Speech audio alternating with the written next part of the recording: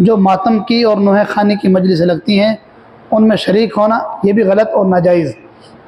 اسی طریقے سے سبیلیں لگانا اور یہ سمجھنا کہ چونکہ شہدائے کربلا 72 گھنٹے تک پیاسے مرے تھے، ہمارے شربت پلانے سے شہدائے کربلا کی پیاس بجھے گی، یہ بھی غلط عقیدہ ہے، غلط سوچ ہے۔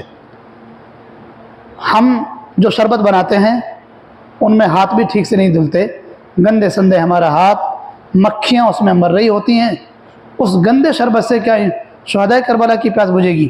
یہ عقیدہ ہی غلط اور نظریہ ہی غلط ہے، بلکہ اس سے بچنا چاہیے۔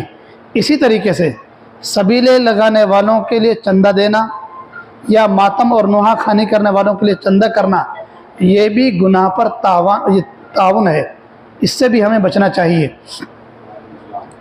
اسی طریقے سے علم نکالنا